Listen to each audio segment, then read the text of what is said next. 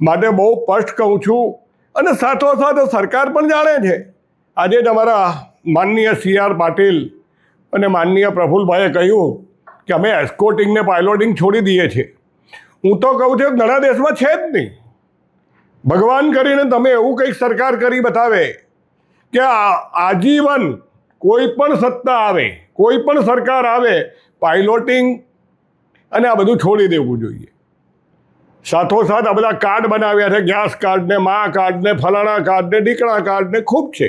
હવે કાર્ડની દુનિયા ચાલી છે. કદાચ એવું થાય કે આવતા જન્મમાં સોનું મોંઘું થઈ જાય, ન પહેરે પણ કાર્ડ પહેરીને નીકળવું પડશે. પેલો સામેવાળો ચેક કરી લે કયો કાર્ડ છે એને જોઈ લેશે.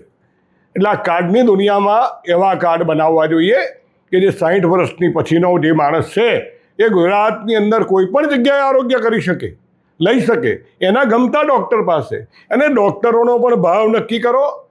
2 લાખ રૂપિયા, લાખ રૂપિયાનું કામ હોય એના 2 લાખ રૂપિયા, 2 લાખ રૂપિયાના 5 લાખ, 5 લાખના 15 લાખ, 20 લાખ આ કાર્ડના નામે જે આરોગ્ય ક્ષેત્રમાં મોટામાં મોટું કરપ્શન છે એને દૂર કરવાની વાત કરવી જોઈએ. અને પાટીદારોએ હવે નક્કી કરવું પડશે કે પાટીદારો માટે કોઈ પણ આવા જે માણસો પાટીદાર વિરુદ્ધનું કામ કરી રહ્યા તેઓની કોઈ જરૂર નથી. પાટીદાર એનું સંગઠન ઊભું કરશે, જિલ્લે જિલ્લે ઊભું કરશે, તાકાતથી ઊભું કરશે અને આરોગ્ય અને શિક્ષણ ફ્રી કરાવવા માટે અમારી લડાઈ છે. જે કોઈ સંસ્થાઓ અમારી સાથે જોડાવા માંગતી હોય એ અમને લેટર લખી અને જોડાઈ શકે છે.